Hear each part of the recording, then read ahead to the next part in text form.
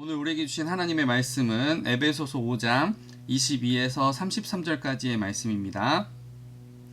아내들이여 자기 남편에게 복종하기를 주께 하듯 하라. 이는 남편이 아내의 머리됨이 그리스도께서 교회의 머리됨과 같음이니 그가 바로 몸의 구주시니라. 그러므로 교회가 그리스도에게 하듯 아내들도 범사에 자기 남편에게 복종할지니라. 남편들아 아내 사랑하기를 그리스도께서 교회를 사랑하시고 그 교회를 위하여 자신을 주심같이 하라. 이는 곧 물로 씻어 말씀으로 깨끗하게 하사 거룩하게 하시고 자기 앞에 영광스러운 교회로 세우사 티나 주름 잡힌 것이나 이런 것들이 없이 거룩하고 흠이 없게 하려 하심이라. 이와 같이 남편들도 자기 아내 사랑하기를 자기 자신과 같이 할지니 자기 아내를 사랑하는 자는 자기를 사랑하는 것이라. 누구든지 언제나 자기 육체를 미워하지 않고 오직 양육하여 보호하기를 그리스도께서 교회에게 함과 같이 하나니 우리는 그 몸의 지체임이라. 그러므로 사람이 부모를 떠나 그 아내와 합하여 그 둘이 한 육체가 될지니 이 비밀이 크도다. 나는 그리스도와 교회에 대하여 말하노라. 그러나 너희도 각각 자기 아내 사랑하기를 자신같이 하고 아내도 자기 남편을 존경하라. 아멘. 저는 문득 부부싸움이나 다른 일반적인 싸움이 어디에서 오는가라는 생각이 들었습니다. 그래서 오늘은 성경에 나타난 부부싸움과 분쟁들을 살펴보고 해결책이 무엇인지를 보겠습니다. 첫 번째로 성경에 나타난 부부싸움은 아담과 하와입니다. 그런데 일의 순서를 보면 첫째, 뱀의 유혹, 둘째, 하와의 선악과를 먹음, 셋째, 하와가 아담에게 선악과를 권하여 아담이 선악과를 먹음입니다. 그러나 중요한 것은 하나님께서 그것들을 금하셨다는 것입니다. 에덴 동산에서 아담과 하와는 부족함 없이 지내고 있었습니다. 그럼에도 불구하고 하와는 선악과를 먹었습니다. 이것의 원인이 무엇입니까? 더 좋은 것을 가지고 싶은 탐심 때문이었습니다. 그 바라는 정도는 하나님처럼 되고 싶다까지 자라는 것이죠. 그런데 하나님의 책망이 있자 아담과 하와는 서로 탓을 하기 바빴습니다. 이것이 죄가 부부싸움을 일으켰다는 것을 반증합니다. 그러나 꼭 부부 사이에만 이러한 일이 있을까요? 얼마 전 제가 배가 너무 고파서 분식집에 간 적이 있습니다. 떡볶이, 튀김, 순대 이런 것들을 요즘에 떡튀순이라고 해서 일종의 세트 메뉴를 시키죠. 그런데 그날 제가 조금 피곤해서 두 가지 메뉴를 떡튀순이 되냐고 물었다가 이제 안 된다고 해서 제가 두 가지 메뉴를 시켰습니다. 그런데 나중에 배가 너무 고파서 순대를 하나 더 시켰는데 순대가 나왔어요. 그러니까 이게 무슨 말이냐면 어차피 세트 메뉴가 가능한데 그날따라 뭐가 귀찮았든지 안 되었든지 아니면 저를 통해서 조금 더 이문을 남기고 싶었든지 오늘은 그 세트 메뉴가 안 된다는 말을 한 겁니다.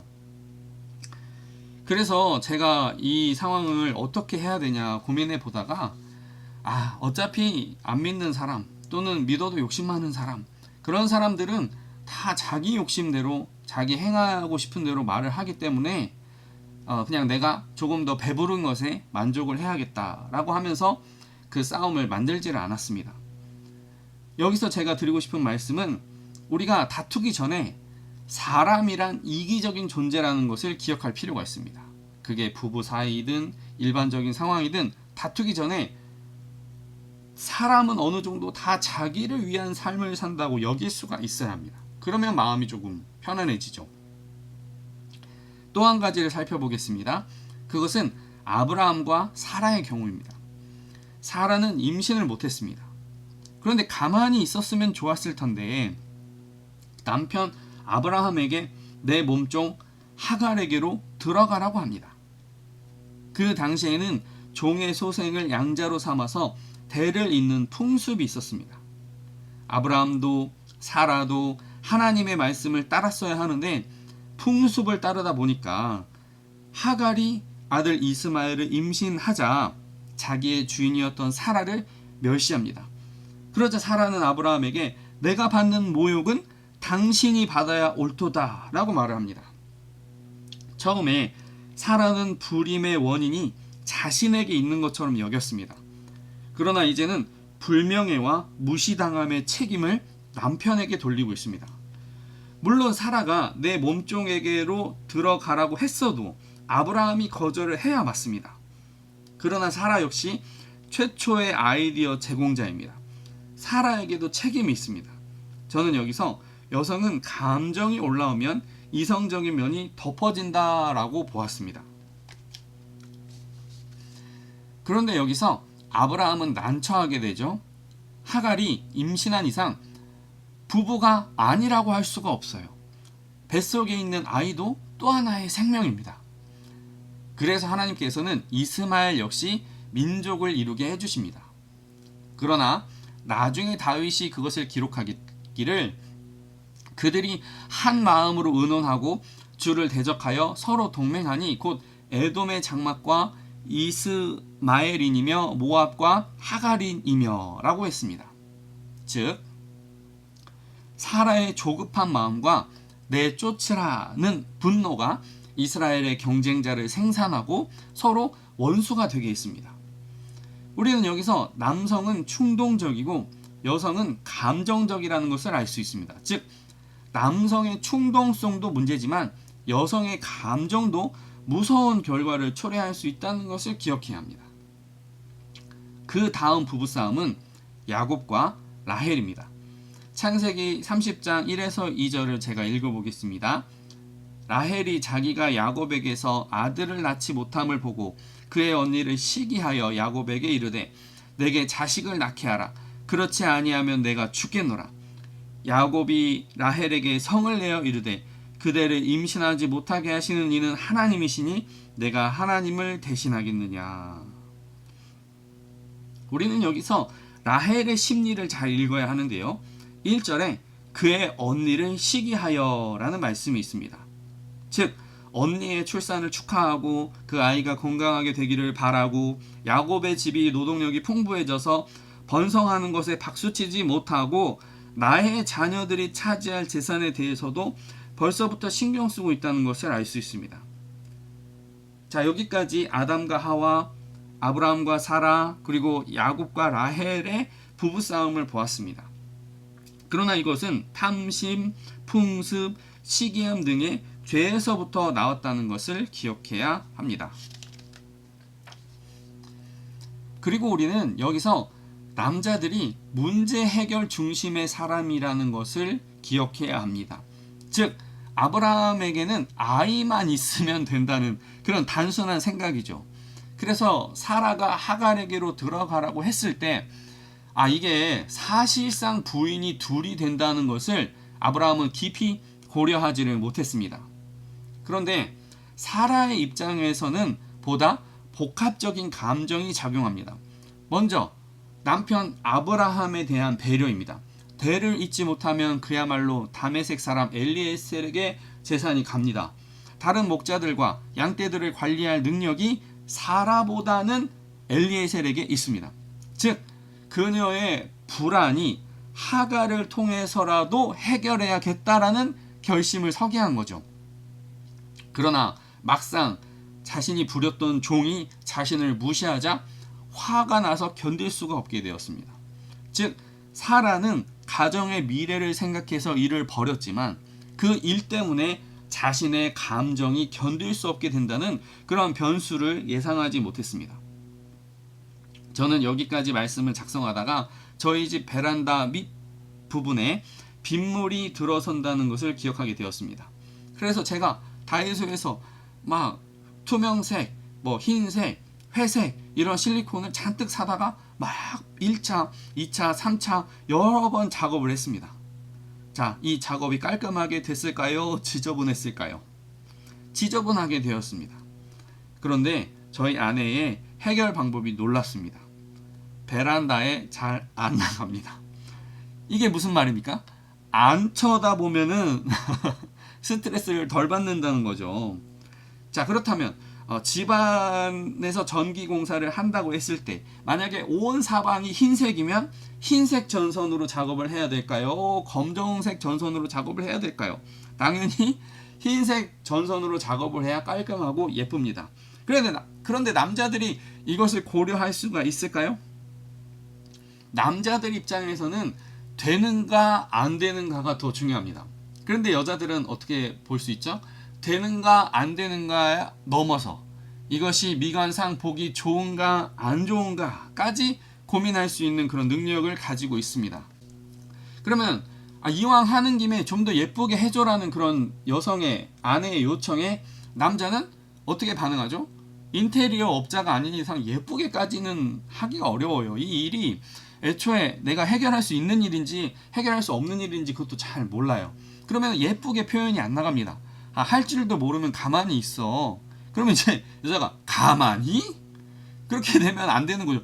냅둬. 내가 배워서 하거나 돈 주고 할 테니까 냅둬. 이거 볼 때마다 스트레스야. 자, 이런 상황에서 갈등을 어떻게 조정할 수 있을까요? 첫 번째, 남자가 하는 그대로 두고 눈을 감는 방법이 있습니다.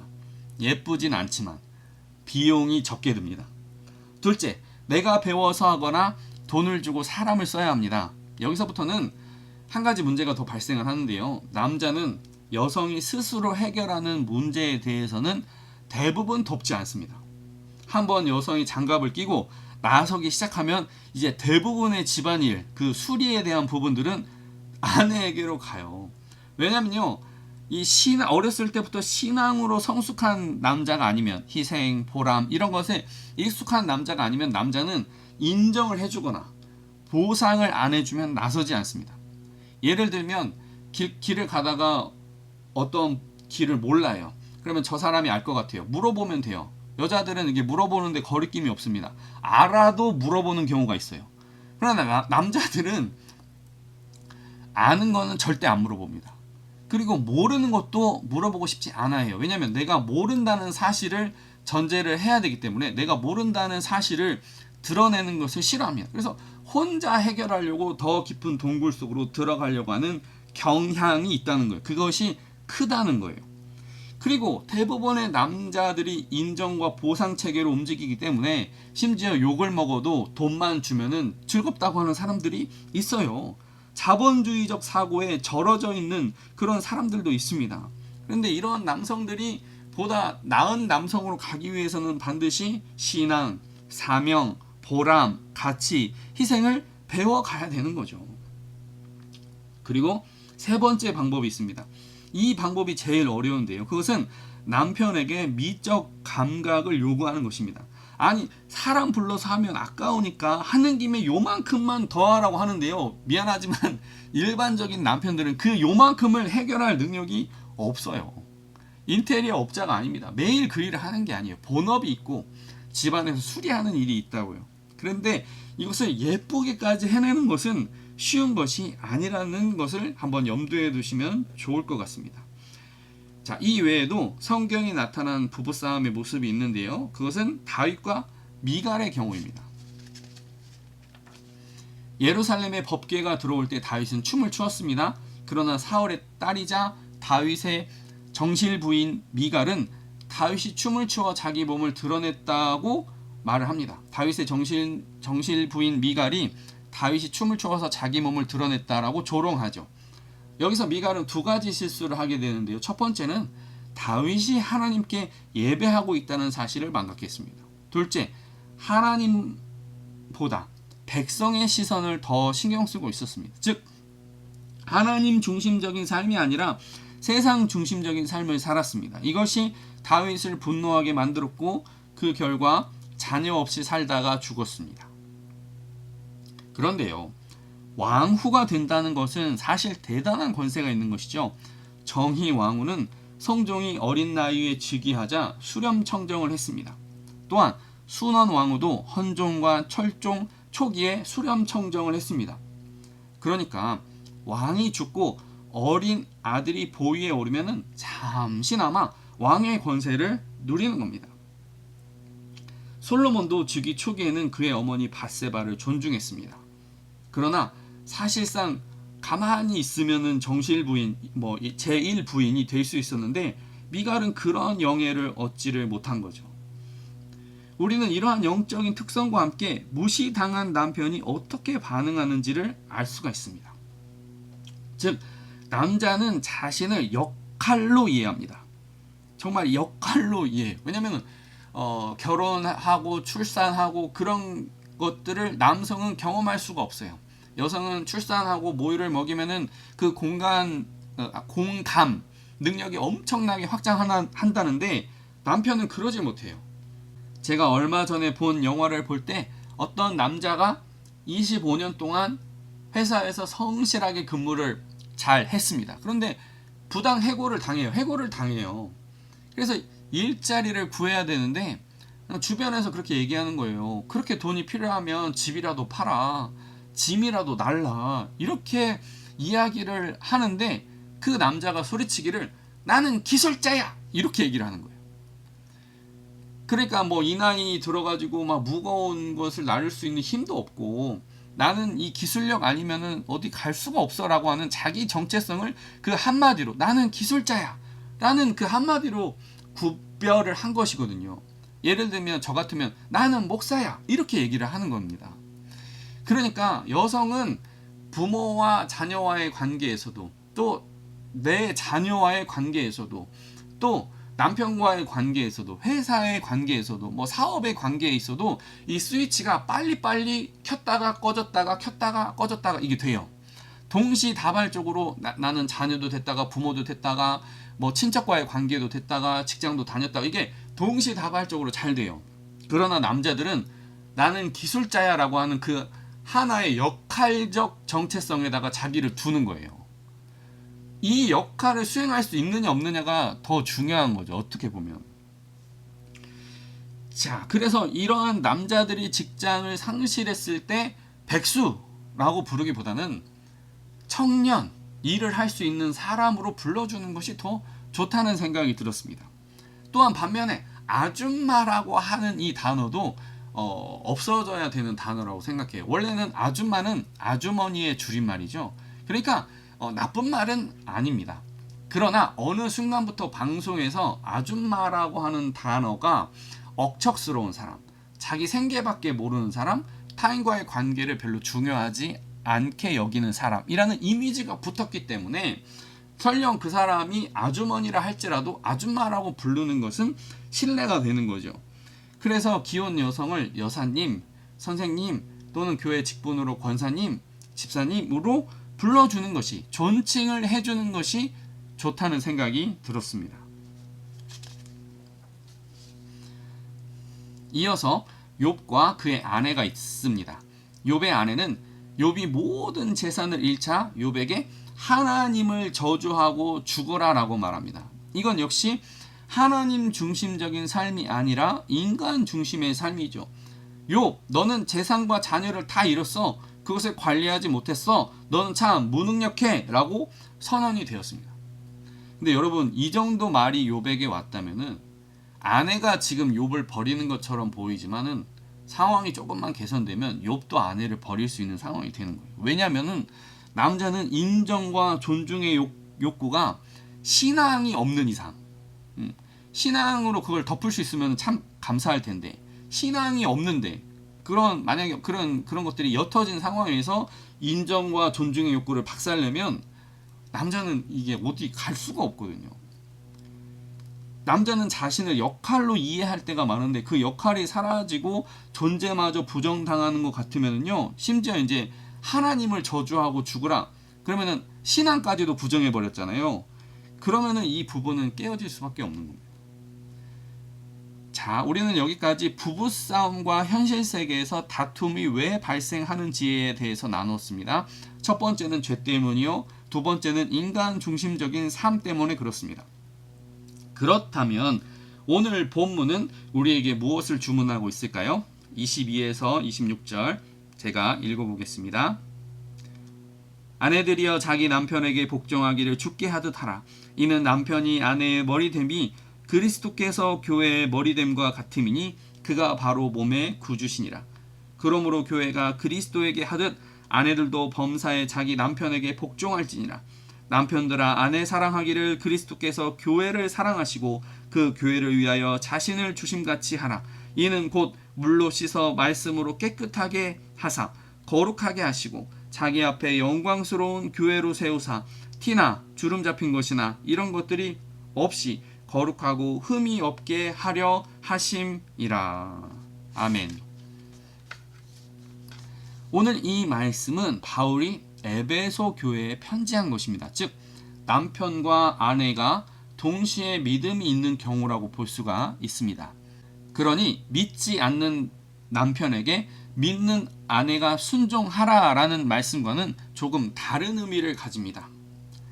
그리고 만약 우리에게 육신적인 남편이 없다면 어떻게 이 말씀을 받을 수 있을까요? 이러한 성도는 자유롭게 우리의 참된 신랑이신 예수님께 충성을 다할 수가 있습니다. 그래서 성경은 이러한 성도를 존대하라고 말씀하고 있습니다. 그리고 바울이 믿음의 부부에게 하는 주문이란 결혼의 목적이 부부와 아이들의 행복이 있는 것이 아니라 하나님 앞에서 흠 없이 세워지기 위해서라고 말씀하고 있습니다. 아내가 남편에게 복종하고 남편이 목숨을 다하여 아내를 사랑해야 하는 그런 이유는 가정의 번영을 위해서가 아니라 하나님 나라를 섬기기 위해서입니다. 우리는 지금까지 이러한 본문을 읽으면서 아내가 어떻게 남편에게 복종할 수 있을까? 이러한 주제 때문에 마음의 부담을 느꼈습니다. 남편도 마찬가지죠. 이 본문을 읽으면서 아니 죽을 수도 없는데 어떻게 죽도록 사랑하라 라는 이 말씀을 지킬 수가 있을까 염려했습니다. 그러나 27절을 보니까 정결하기 위해서 부부가 존재한다고 말씀하고 있습니다. 이게 무슨 말일까요? 이것은 부부가 서로의 잘못을 비추는 거울이 된다는 것입니다. 즉 함께 사는 사람이 자꾸 자신의 허물을 들춥니다. 그래서 괴로운 겁니다. 만약 부부가 아니라면 부모가 혹은 자녀가 나의 단점을 들춥니다. 그래서 함께 산다는 것은 괴롭지만은 그것이 나를 발전시키는 거울이라는 것도 함께 기억해야 합니다. 오늘 본문 28에서 32절을 또 제가 읽어보겠습니다. 이와 같이 남편들도 자기 아내 사랑하기를 자기 자신과 같이 할지니 자기 아내를 사랑하는 자는 자기를 사랑하는 것이라.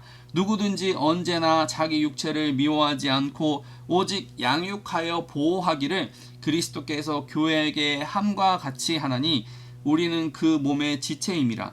그러므로 사람이 부모를 떠나 그의 아내와 합하여 그 둘이 한 육체가 될지니 이 비밀이 크도다. 나는 그리스도와 교회에 대하여 말하노라. 그러나 너희도 각각 자기의 아내 사랑하기를 자신같이 하고 아내도 자기 남편을 존경하라. 아멘. 우리는 여기에서 바울이 오랫동안 독신이었다는 것을 생각해 볼 필요가 있습니다. 성경학자들은 그가 사별했을 가능성에 대해서 이야기하고 있습니다. 또한 고린도전서 7장에 보면 독신의 상황에 대해서도 긍정적으로 기록합니다. 그러면서 독신의 은사를 모든 사람이 받는 것은 아니라고 했습니다. 이처럼 부부로서 사는 것과 독신으로 거주하는 것이 주 안에서 동등한 은혜입니다. 그래서 바울이 독신으로 있으면서도 부부 생활에 대해서 조언할 수가 있는 것입니다. 그래서 바울은 믿는 부부에게 그리스도가 성도를 사랑하는 것 같이 하라고 주문하고 있습니다. 즉 서로의 부족함을 알고 이해하고 그럼에도 불구하고 사랑하라는 것입니다. 그래서 저는 브리스길라와 아굴라 부부를 예로 들어보려고 합니다. 이들은 첫째, 아볼로를 데려다가 복음을 자세히 가르칩니다. 먹고 사는 문제도 중요하지만은 성경에 대한 열심이 있었습니다. 둘째, 집을 개방해서 가정교회를 삼았습니다. 부부의 세계도 물론 중요하고 존중받아야 하겠지만은 성도와 함께하는 개방성이 있었습니다. 셋째, 바울의 동역자가 되었습니다. 심지어 바울을 위해서 목숨도 아끼지 않았습니다. 넷째와 다섯째는 묶어서 볼 수 있는데요. 장막을 짓는 일을 하여 복음의 사역에 헌신했습니다.